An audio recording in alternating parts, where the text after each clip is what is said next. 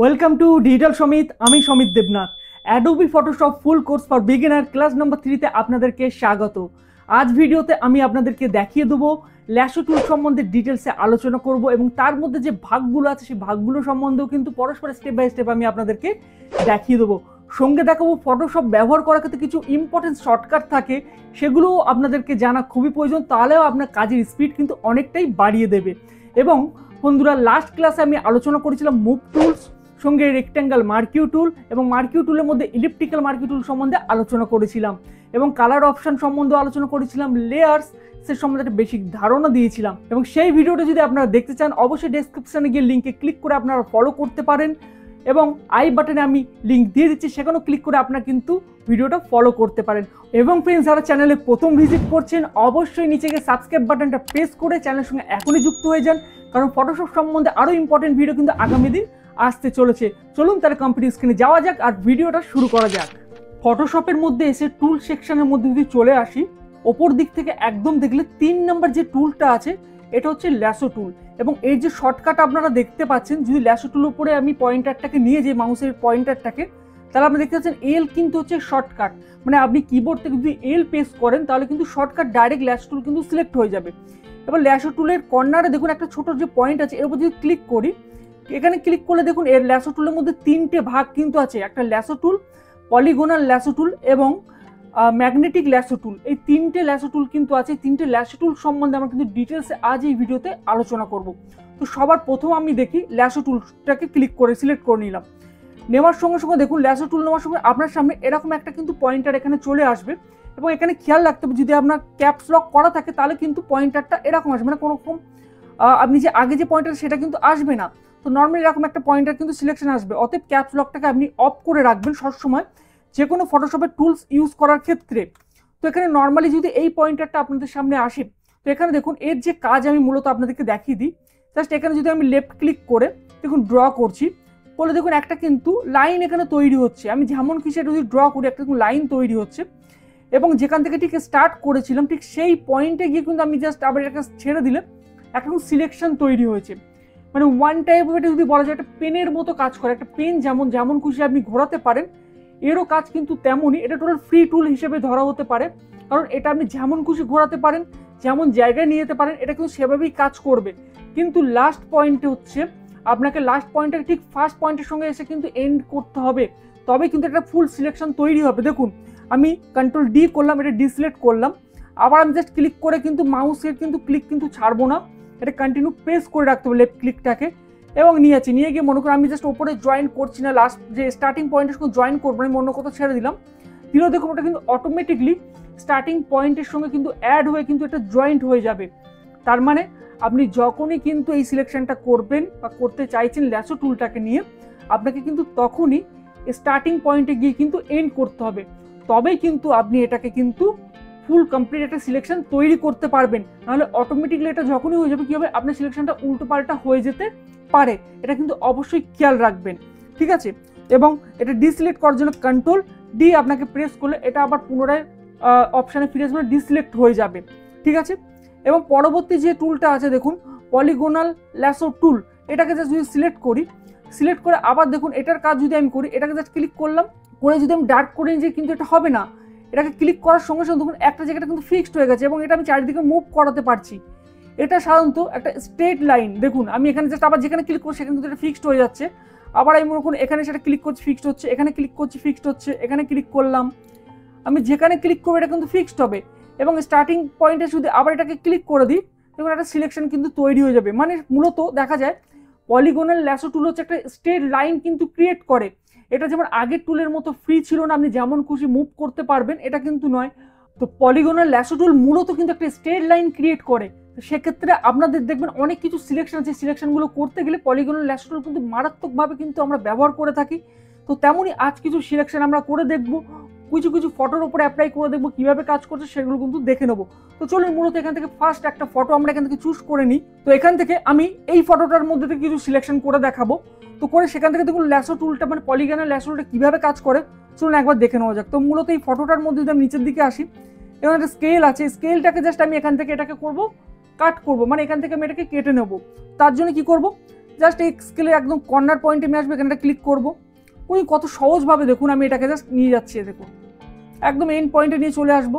এসে এখানে যদি ক্লিক করে একটা স্ট্রেট লাইন দেখুন ক্রিয়েট হয়ে গেল। আবার এই কর্নারে ক্লিক করব, এখান থেকে দেখুন আবার যদি এরকম করে টানি এদিকে নিয়ে আসি, আসার পরে দেখুন এই কর্নারে ফের ক্লিক করে একটা স্ট্রেট লাইন ক্রিয়েট হয়ে গেল। আবার এখানে একটা ক্লিক করে দেবো, দেখুন এটা কিন্তু ফুল সিলেকশন হয়ে গেছে। এবার এটাকে আমি জাস্ট যদি কাট করতে চাই, জাস্ট কন্ট্রোল আমি জে করবো, কন্ট্রোল জে মানে লেয়ার ভায়া কপি। কন্ট্রোল জে হচ্ছে লেয়ার ভায়া কপি, যেমন আগের ক্লাসে আপনাদেরকে বলেছিলাম। তো এর একটা কপি তৈরি হয়েছে। আমি যে মেন কপিটাকে এটা স্টপ করে দেখুন স্কেলটা এখানে কিন্তু চলে এসে, দেখুন এটা কিন্তু এখানে আলাদা হয়ে চলে এসছে। কিন্তু এখানে একটা মজার ব্যাপার হচ্ছে, আমি আপনাদেরকে দেখিয়ে দিই, দেখুন এটা তো এখানে চলে এসছে, ঠিক আছে, সিলেকশনও হয়ে গেছে। এইবার ফর এক্সাম্পল মনে করুন আমি সাপোজ মনে করুন এই যে জায়গাটা মনে করুন এর কর্নারটা তো আছে কিন্তু রাউন্ড শেপে আছে, মানে যে মনিটরটা আছে মনিটরের কর্নারটা কিন্তু রাউন্ড শেপ আছে। তাহলে সেক্ষেত্রে আমি কি করবো, দেখুন এখানে আমি একটা ক্লিক করলাম, আবার এখান থেকে আমি নিচ্ছি পলিগনাল ল্যাসো টুলটা নিলাম, এখানে ক্লিক করলাম, এখানে ক্লিক করলাম। তো এখান থেকে এটা যদি করতে দেখুন অনেকটা কিন্তু অসুবিধা হচ্ছে, ঠিক আছে, মানে কর্নারটা কেটে যাবে। তো অথবা এর অপশন হচ্ছে দেখুন আমি মনে করি ভুল ক্লিক যদি হয়ে যায়, আমি এটাকে ব্যাক করতে হলে কিবোর্ড থেকে ব্যাক স্পেসটাকে প্রেস করবো। ব্যাক স্পেসটাকে প্রেস করলে দেখুন এটা কিন্তু একটা করে পয়েন্টটা কিন্তু ছেড়ে দেবে।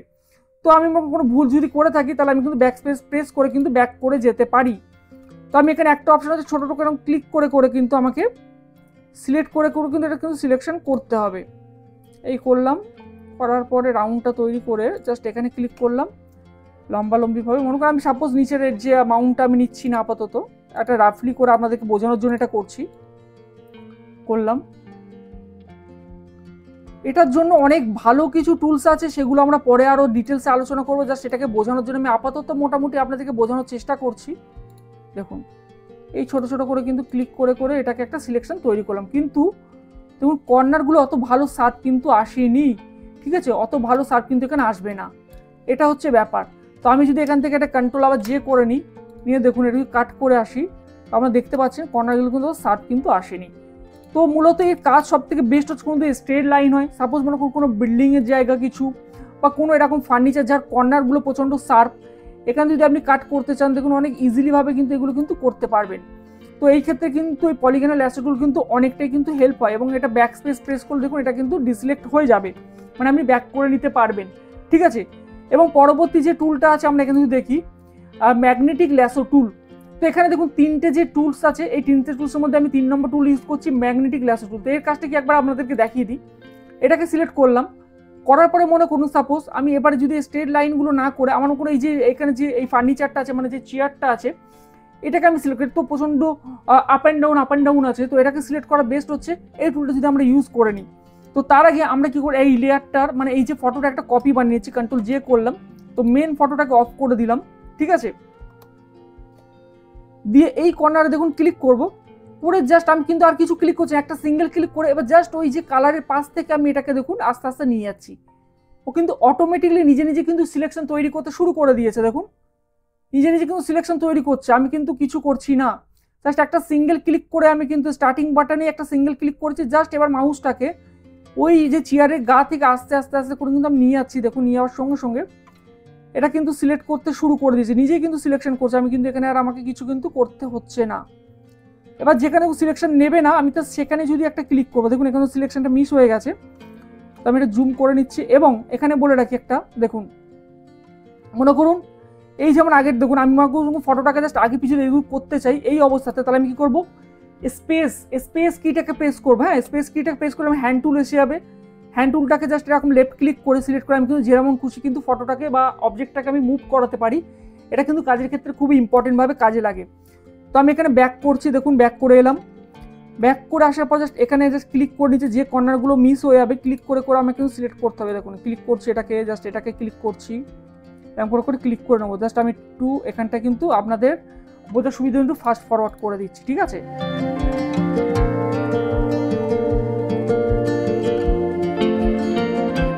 তো চেয়ারের দেখুন এই পজিশনগুলো আমি সিলেক্ট করেছি এবং আবার এই যে ব্লু কালারে এখানে চলে এসেছে, দেখুন আমি কিন্তু অটোমেটিকলি আবার কিন্তু জাস্ট এর গা থেকে জাস্ট বুলিয়ে নিয়ে যাচ্ছি। দেখুন অটোমেটিক এখন সিলেকশন তৈরি করতে শুরু করে দিয়েছে, এখানে কিন্তু আমাকে কিছু করতে হচ্ছে না। এবং স্টার্টিং বাটন এসে জাস্ট একটা ওর উপরে দেবো ক্লিক, ক্লিক করার সঙ্গে সঙ্গে এটা সিলেকশন হয়ে গেছে। এবং এটাকে যদি আমি কন্ট্রোল জে করি, করে দেখুন এটা আগের লেয়ারটাকে অফ করলাম, করলে আপনারা দেখতে পাচ্ছেন দেখ চেয়ারটা খুব সুন্দরভাবে কপি হয়েছে, কিন্তু এখানে একটা ছোট ব্যাপার থেকে যাচ্ছে। এই পিছনে দেখুন এই যে ওর কিন্তু এই অপশনগুলো চলে আসছে, তো এগুলো আমরা খুব সহজে সরাতে পারি, সেগুলো আমি পরের ক্লাসে ডিটেলস দেখো, আপনারা ওটাকে ভুলে যান। মোটামুটি এই যে সিলেকশন করে এটাকে আমি কাট করে এখানে নিয়ে আসলাম, এটাকে আপনারা খেয়াল করুন। জাস্ট এটাকে আমি যদি আবার মুভ টুলটা সিলেক্ট করে এটা দেখুন খুব ইজিলি আমি এখানে সেপারেট করে নিয়েছি। তো মূলত এটা এত সুন্দরভাবে এখানে হওয়ার পিছনে কারণটা হচ্ছে সেটা আমি বুঝিয়ে দিই আপনাদেরকে। দেখুন এখানে যদি কন্ট্রাস্ট কালারটা যদি অনেক বেটার হয়, মানে অপোজিট কালারটা দেখুন হোয়াইট আছে এবং এটা ব্লু, তো সেক্ষেত্রে এরকম সিলেকশনটা খুব ইজিলি ভাবে নিয়েছে। মানে মোটামুটি এখানে যদি বলে দিই আপনাদেরকে বুঝতে পারবেন, ম্যাগনেটিক ল্যাসো টুলের কাজ হচ্ছে যদি ও দুটো কালার অপোজিট হয় এবং কালারটা খুব সঠিকভাবে আইডেন্টিফাই করতে পারে, তাহলে কিন্তু খুব সুন্দরভাবে কিন্তু সিলেকশন তৈরি করে নেয়। এবং যদি মনে করুন দুটোর মধ্যে যদি কালার মোটামুটি ম্যাচ হয়ে যায়, তাহলে কিন্তু সেক্ষেত্রে সিলেকশন করতে কিন্তু অসুবিধা হবে। ঠিক যেমন এই নিচে দেখুন এই ফ্লোরের কালার এবং উডেন যে এই চেয়ারের যে পাগুলো আছে এর যে কালারগুলো কিন্তু প্রায় এক, ওই জন্য এখানে সিলেকশন করতে কিন্তু একটু অসুবিধা হচ্ছিল। দেখুন আমি এখান থেকে টানি সিলেকশনটা দেখুন, ও কিন্তু অনেকটা কিন্তু বেঁকে যাচ্ছে, ঠিক আছে। আবার যে এখান থেকে সিলেকশনটা নিয়ে দেখুন, ও কিন্তু সঠিক সিলেকশন কিন্তু দেবে না এখানে, অতএব এখানে ক্লিক করে করে আমাকে নিয়ে যেতে হবে। তো মোটামুটি সবথেকে কন্ট্রাস্ট কালার মানে অপোজিট কালার যদি থাকে, খুব ইজিলি ভাবে কিন্তু জাস্ট এই টুলটাকে আমরা ব্যবহার করে খুব তাড়াতাড়ি কিন্তু অনেক ফাস্ট কিন্তু আমরা সিলেকশন করে নিতে পারি। এবং এখান থেকে একসঙ্গে যদি পুরো সিলেকশনটা যে আমরা সরাতে মনে হয় সিলেকশনটা আমি যেমন ব্যাক করে করে এক একটা করে পয়েন্টার আমি ডিলিট করছিলাম না করে, আর কন্ট্রোল ডি মানে হচ্ছে ডিসিলেক্ট হয়ে যাবে, পুরো সিলেকশনটা একসঙ্গে কিন্তু সরাতে আপনারা পারবেন। তো এই হচ্ছে মূলত ম্যাগনেটিক ল্যাসো টুলের কাজ, যেটা আমি আপনাদেরকে দেখিয়ে দিলাম। এবার এখানে বলে দিই, মনে করুন ল্যাসো টুল বা পলিগনাল ল্যাসো টুল, ম্যাগনেটিক যে ল্যাসো টুল আছে এই তিনটের কিন্তু শর্টকাট হচ্ছে এল, এবং শিফট টিপে যদি আপনি এল প্রেস করেন তাহলে কিন্তু এক একটা পরস্পর দেখুন চেঞ্জ হতে থাকছে। মানে আপনি এর মধ্যে যেটা নিতে শিফট টিপে প্রেস করেন তাহলে পরস্পর কিন্তু এটা চেঞ্জ হবে, তার শর্টকাট হচ্ছে শিফট প্লাস এল। ওকে, এবার এর মধ্যে যে অপশনগুলো সেগুলো একবার দেখে দিই। ল্যাসো টুলের মধ্যে দেখুন মূলত আগে যেমন আপনাদের দেখিয়েছিলাম যে সিলেকশন টুলের মধ্যে পড়ে, এবার মার্কিউ রেক্ট্যাঙ্গেল টুল সম্বন্ধে আমরা দেখিয়েছি, তার মধ্যে যেমন উপরে ফেদার আছে এবং এখানে একটা পয়েন্ট আছে যেটা অ্যান্টি এলিয়াস, এবং আপনারা এর আগেও দেখেছিলেন যে নিশ্চয়ই ইলিপ্টিক্যাল মার্কিউ টুলের মধ্যে ছিল এই অ্যান্টি এলিয়াস। তো অ্যান্টি এলিয়াসের কাজটা কি চলুন একবার আপনাদেরকে ছোট্ট করে বুঝিয়ে দিই। যেমন আগের ক্লাসে এটা আপনাদেরকে আমি দেখাইনি, তো আমি এখন আপনাদেরকে একটা ডিটেলস একবার বুঝিয়ে তারপরে এই যে তিনটে টুল সম্বন্ধে আলোচনা করে তিনটে টুলের মধ্যে অপশনগুলো আছে সেগুলো আমি পরস্পর এক এক করে দেখিয়ে দেবো। তো ল্যাসো টুলের মধ্যে অ্যান্টি এলিয়াস যেটা আছে এটা একবার আপনাদেরকে দেখিয়ে দিই।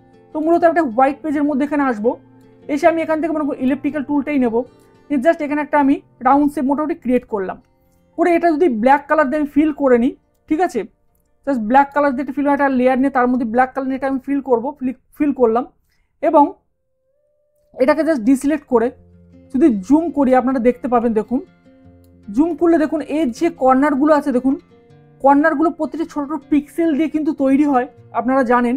তো পিক্সেলগুলো দেখুন কোথাও খুব ডার্ক এবং যত বাইরের দিকে আছে অনেকটা লাইট হয়ে যাচ্ছে, কারণ এই রাউন্ড শেপটা সুন্দর করে ম্যাচ করার জন্য। এবার অ্যান্টি এলিয়াসটাকে যদি অফ করে দিই, সেম রাউন্ড শেপ যদি পাশে আরও একটা আমি তৈরি করি, এখানটা ঠিক এর পাশেই তৈরি করছি, এটাও ব্ল্যাক কালার দিয়ে ফিল করলাম। এবার জাস্ট এটাকে ডিসিলেক্ট করে দুটো একসঙ্গে দেখুন জুম করলে আপনারা বুঝতে পারবেন। দেখুন এর সাইডের কর্নারগুলো দেখুন যেটা অ্যান্টি এলিয়াস অন করে কিন্তু ড্র করা হয়েছিল তার কর্নারগুলো দেখুন কতটা শার্প লাগছে। এবং আপনারা যদি দেখেন যে অ্যান্টি এলিয়াসটাকে অফ করে তারপর যে ড্রটা করেছি এর পাশে দেখুন কর্নারগুলো কত কিন্তু বাজে দেখাচ্ছে। মূলত এগুলো পুরোনো দিন যে গেমগুলো ছিল সেই গেমের ক্ষেত্রে কিন্তু এই অ্যান্টি এলিয়াস ছাড়াই কিন্তু, তো অতএব সেই গেমগুলোতে আপনি দেখতে পাচ্ছেন যে প্রত্যেক কিউব কিউব করে কিন্তু নানা রকম যে গেমের যে অবজেক্টগুলো থাকতো বা যে মেন সাবজেক্ট থাকতো সেগুলো কিন্তু এই ধরনের কিন্তু আসতো। এখন অনেক শার্প হচ্ছে, অনেক অ্যাডভান্স হয়ে যাওয়ার পরে অ্যান্টি এলিয়াসটা এসছে, অতএব আপনারা যখনই ইউজ করেন অ্যান্টি এলিয়াসটাকে অন করে করবেন, তাতে আপনাদের কোনো ডিজাইন বানালে অনেকদিন বেটারভাবে কিন্তু ডিজাইনটা তৈরি হয়ে যাবে। এটা মোটামুটি অ্যান্টি এলিয়াসের কাজ, ঠিক আছে। তো এখান থেকে আমরা মোটামুটি ল্যাসো টুলের মধ্যে এই যে অপশানটা দেখে নিলাম। ফেদারটা আপনারা জানেন লাস্ট আমি ক্লাসে আপনাদেরকে দেখিয়ে দিয়েছিলাম। ফেদারের কাজে ফেদার যদি দিই মোটামুটি কী কাজ হয় সেটা আমি ইলেকট্রিক্যালের সঙ্গে দেখিয়েছিলাম, তো এখানে ডিটেলস এটা সম্বন্ধে যাচ্ছি না। পাশে সিলেক্ট অ্যান্ড মার্কস টুল আছে, এটা অনেক বড় ক্লাস আছে, এটা সম্বন্ধে পরে খুব ডিটেলস আমি আলোচনা করব।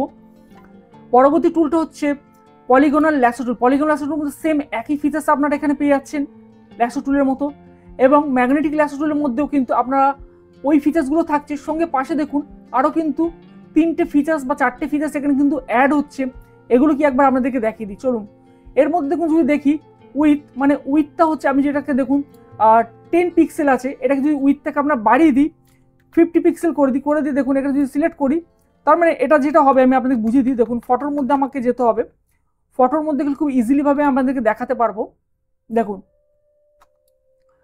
তো ফটোর মধ্যে আসার পর সাপোজ ফর এক্সাম্পল মনে করুন এই যে এখানে পট দেখতে পাচ্ছি, এটাকে জাস্ট আমি সিলেক্ট করি। যদি সিলেক্ট করে দেখুন আমি জাস্ট এখানটাকে জাস্ট ক্লিক করে নিলাম, নিয়ে আমি এটা যত দূর থেকেই নিয়ে যাই না কেন মাউসের কাছেরটাকে দেখুন অটোমেটিক্যালি কিন্তু কালারটার কাছে কিন্তু নিজের থেকে টেনে নিচ্ছে।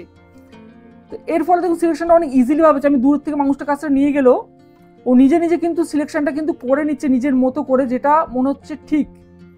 ওকে, তো আমাকে খুব কাছ থেকে কিন্তু শার্পলি ভাবে কিন্তু সিলেকশনগুলো তৈরি করতে হচ্ছে না। দেখুন কত দূর থেকে মাউসের কাছেরটাকে নিয়ে যাচ্ছি, এই দেখুন। তো এইটা হচ্ছে আপনি পিক্সেল যত এখানে উইথের বাড়িয়ে দেবেন, তত দূর থেকে আমি মাউস কাছেরটা নিয়ে যাবেন, ও অটোমেটিক যে কালারটা আইডেন্টিফাই করছে কালারটা কিন্তু নিয়ে নেবে। কিন্তু সব ক্ষেত্রে এটা কিন্তু অসুবিধা হয়, এটা পিকচার টু পিকচার ভ্যারি করে, পিকচারের কোয়ালিটি কত রেজুলেশন আছে সব কিছুর উপর কিন্তু ডিপেন্ড করে এটা কিন্তু কাজ হয়। তো আপনারা এই পার্সেন্টেজটাকে বাড়িয়ে কমিয়ে আপনাদের যেটা সুবিধা হবে সেটা করেই কিন্তু আপনারা ব্যবহার করবেন। তো মূলত এখানে ডিফল্ট যেটা থাকে 10, এটা দিয়ে সাধারণত আমরা সবাই ব্যবহার করে থাকি।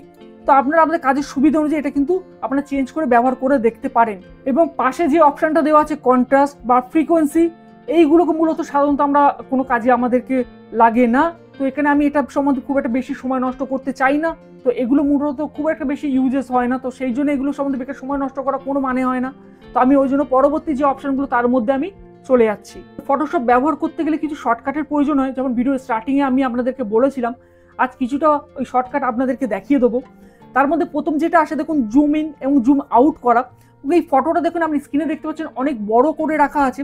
এই ফটোটাকে যদি আমি জুম ইন বা জুম আউট করতে চাই, মনে করুন জুম আউট এখন করে ছোট করতে চাই, তো কন্ট্রোল প্রেস করে কিবোর্ড থেকে মাইনাস কিটাকে প্রেস করলে এটা এখন ছোট হতে থাকবে। আবার কন্ট্রোল প্রেস করে যদি প্লাস কিটাকে প্রেস করতে থাকি আস্তে আস্তে দেখুন এটা কিন্তু বড় হতে থাকবে।